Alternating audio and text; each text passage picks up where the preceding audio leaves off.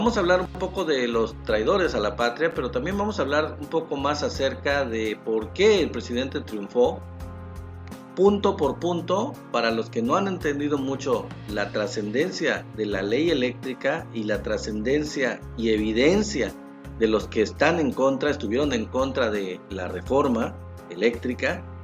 Vamos a explicar punto por punto cuál fue la manera en cómo el presidente les dio como una cátedra completamente.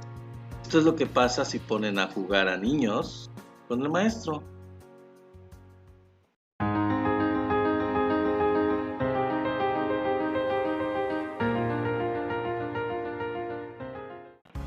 Pues sí, esto de la política es como un juego de ajedrez y el maestro de ajedrez, en este caso el presidente Andrés Manuel, pues está jugando con niños. La categoría es muy básica, muy básica, de niños que quieren jugar a la política, pero se ponen a jugar con un maestro del ajedrez, en este caso, de la política. La oposición es muy básica, no es nada estratega. De verdad que no son jugadores inteligentes. Era muy claro el ajedrez político del presidente, siempre lo es, no han entendido, no lo han aprendido. Y siempre, sin excepción, los opositores caen redonditos. Vean ustedes, a continuación les voy a detallar qué maravilla de estrategia desarrolló el presidente.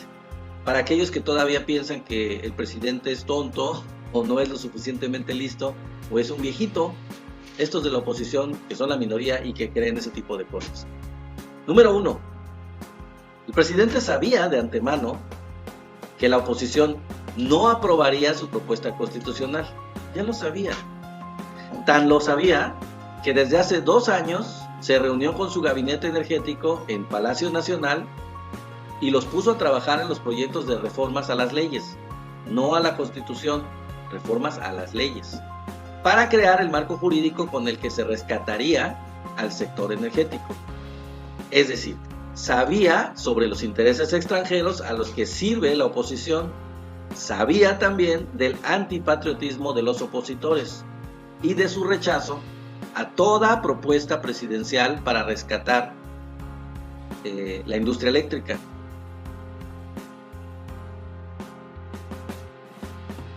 Así es que definió una estrategia precisamente para ello, para rescatar esta industria. También el petróleo y también para proteger el litio. Número 2, la protección del litio. El presidente ya tenía un plan para proteger el litio. De hecho, desde el jueves pasado ya había enviado la propuesta de reforma a la ley minera para la nacionalización del litio, la cual será aprobada porque no se requiere más que la mayoría simple, la cual ya tiene en el Congreso. De hecho, quiero decirles que esto ya ocurrió. Aquí esto que escribí pues fue antes. Esto ya ocurrió, ya la aprobó la Cámara de Diputados, ya la aprobó la Cámara de Senadores. Es decir, mediante la ley minera, el litio queda nacionalizado, protegido y resguardado para uso exclusivo de la nación y para los intereses y beneficios exclusivos de México. Ciertamente, una jugada maestra, ¿están de acuerdo? Objetivo logrado sin reforma constitucional, por cierto. Además, se creará una empresa pública con el apoyo de institutos de investigación para la exploración y eventual explotación del litio nacional. Número 3. La constitucionalidad de la ley eléctrica. El verdadero triunfo, y ya lo había dicho yo en otros videos anteriores, el verdadero triunfo de AMLO se logró el pasado 7 de abril, cuando el Pleno de la Suprema Corte de Justicia de la Nación resolvió que la ley de la industria eléctrica propuesta por Andrés Manuel López Obrador es constitucional. Este fue un enorme descalabro a la oposición. ¿Por qué? Se preguntarán ustedes. Bueno, pues porque la oposición defendió que se siguieran manteniendo los abusos y condiciones dispares que tenían las empresas privadas, haciendo negocios a costa de la nación y generándonos casi, chequen esto, 500,000 millones de pesos de sangrado al erario público anual en favor precisamente de estos intereses privados. Pero con la declaración de constitucionalidad de la ley eléctrica, esto ya se corrigió, con o sin reforma eléctrica. Ya tiene entonces el gobierno los elementos para evitar esos abusos y hacer crecer a la Comisión Federal de Electricidad. Sin reforma constitucional, el gobierno ya logró todo lo que quería, todo con mayúsculas, todo. Inciso A, introdujo el tema del despacho de energía, es decir, subir la energía que se produce por la Comisión Federal a través de las hidroeléctricas a la red nacional. Inciso B, se establece que las hidroeléctricas deben tener prioridad porque producen, y fíjense, energía limpia y barata. Hay 60 hidroeléctricas que estaban paradas por la reforma energética de Peña y por la oposición del 2013. Trabajaban al 30% de su capacidad para darle preferencia a las extranjeras. Ese era el acuerdo de la reforma de Peña. Inciso C, no solo se declaró constitucional lo anterior por parte de la Suprema Corte, como ya les dije, sino que también se declaró y que es legal que no son válidos los sistemas mañosos de autoabasto para que las empresas como Iberdrola nos hagan trampa. Se trata de que ya no hagan esta trampa, entonces ya no pueden hacerlo. A partir de ahora no podrán hacerlo. ¿Sus trampas consistían en qué? Pues en que decían que producían para autoabastecerse, pero en realidad, de manera ilegal, la subían a la red para venderla y, ¿qué creen? No pagaban por el transporte de la luz ni por el uso de la red de distribución de la Comisión Federal de Electricidad. Esto ya se logró quitar con la declaración de constitucionalidad de la ley eléctrica que se obtuvo hace 11 días. La Corte estableció también que no hay violación al Tratado de Libre Comercio con Estados Unidos y Canadá, al TEMEC. Se mantiene también el precio de la luz. Se están modernizando 14 hidroeléctricas y se tendrá mayor capacidad de generación de electricidad. Eso obviamente ayuda de producir el 3%, se va a subir al 10% en el próximo año y en 2 años al 20% de la producción total de la energía eléctrica nacional. Somos más productores de energía limpia que Estados Unidos, y eso ya lo había yo mencionado en algún video anterior, por ahí pueden checarlo. Ya se protegió lo esencial, y sin la reforma constitucional que AMLO sabía, insisto, que no se aprobaría. Sin embargo, parte de la estrategia y que logró AMLO fue que la oposición cayera muy fácil. Y bueno, vamos con el siguiente punto, el punto número 4. Una vez más, el presidente puso la agenda política y además exhibió a los opositores de una forma brutal. Les redujo capital político a raudales, que era parte de lo que jamás pudieron ni anticipar, ni ver, ni esperar ellos. Esto no fue una casualidad, ya que sabía el presidente que solitos se dispararían en el pie. Simplemente los usó de nuevo. Número 5. Hoy la percepción de la oposición es que son unos miserables traidores. AMLO reavivó los sentimientos nacionalistas y patriotas de la población y los capitalizó políticamente y de manera magnificada, potenciada a su favor. AMLO acaba de darle un elemento de peso clave, también, chéquenlo, a su sucesor o sucesora.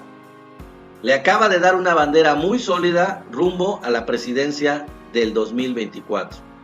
Le allana el camino, por cierto, con esto. Número 7. La oposición perdió tanto capital político, ya lo mencioné en un video anterior, tanto capital político, que sus aspiraciones presidenciales del 2024 ya son muy poco probables, casi nulas. AMLO aseguró la presidencia del 2024 para la 4T, que junto con el ejercicio de revocación de mandato que acaba de hacer hace poco, como ustedes lo saben, lo tiene en las nubes de la popularidad, por arriba del 70% de la aceptación. De plano, lo que hizo fue borrar a los opositores y los expuso como lo que son, como traidores a la patria, que en el discurso político eso tiene mucha relevancia. Número 8 y último número de esta serie de cosas que les estoy mencionando, relacionadas con la industria eléctrica, con la ley eléctrica y con cómo está la oposición. Además, demostró que la democracia representativa no representa. Y eso refuerza todavía más a la democracia participativa, que ya lo demostramos con la revocación de mandato, en donde hubo una gran participación y la gente se da cuenta de sus derechos y de cómo puede y debe ejercerlos en la práctica. Y pregunto para terminar el video, amigos, ¿de verdad no vio esto la oposición? Y la respuesta que yo hago y que creo ustedes también darán a esta pregunta es no. No vieron venir, no vieron por dónde les llegó el golpe. ¿Quién ganó? Es la otra pregunta. Pues el estratega. La oposición, como siempre, muy básica y muy torpe, cayendo redondita en lo que AMLO quiere. Es decir, termino como empecé el video, pusieron a jugar a niños con el maestro.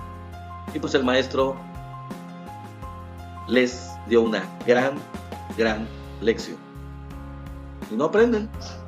Y para terminar el video, a mí me gustaría dejar bien aclarado, porque parece ser que hay mucho, ya lo voy a explicar más adelante, pero hay mucho resentimiento, enojo, frustración, impresión de parte de los panistas, de los priistas, que están recibiendo una crítica muy fuerte por parte del pueblo, en donde se les llama traidores a la patria.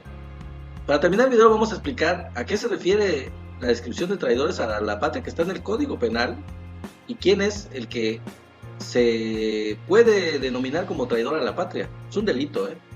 Vamos a ver lo que dice el Código Penal. Con el artículo. Es como el 150 del Código Penal Federal. A ver, un abogado que nos ayude. Ese artículo ya lo usé, pero este artículo se lo apliqué a Peña cuando la reforma energética. Y hay constancia que presenté la denuncia. Y miren lo que dice: se impondrá la pena de prisión de 5 a 40 años y multa hasta de 50,000 pesos al mexicano que cometa traición a la patria en alguna de las formas siguientes: realice actos contra la independencia, soberanía o integridad de la nación mexicana con la finalidad de someterla a persona, grupo o gobierno extranjero.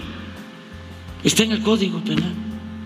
Entonces, además, si ellos sienten que actuaron bien y que no son traidores a la patria, ¿qué les preocupa?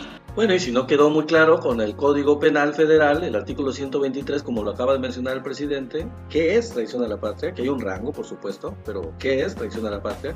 Aquí lo va a decir el presidente, bueno, va a presentar lo que decía Lázaro Cárdenas, para que les quede más claro quiénes son los traidores a la patria.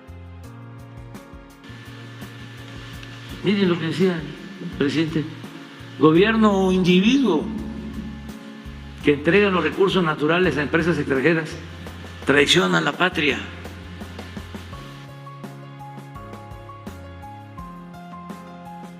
Entonces, ¿son traidores a la patria o no lo son? Lo son, claramente lo son, sea porque son iniciativa de ellos o por ignorancia y por seguir dictados de otros que en realidad están también haciendo traición a la patria. Como quiera que sea, es traición a la patria, y quienes lo hacen o quienes lo promueven o quienes están con esas decisiones que constituyen traición a la patria, pues son virtualmente traidores a la patria también. Bueno, esto es todo por este video. Espero que en esta información que les acabo de dar, espero que les haya gustado. Nos vemos en la próxima. Denle click, denle like al video, por favor, y denle click a la campanita una vez que se hayan suscrito al canal para que les lleguen las notificaciones de los videos, y compartan para que toda esta información le llegue a más gente. Muchas gracias por estar aquí. Nos vemos. Bye, bye.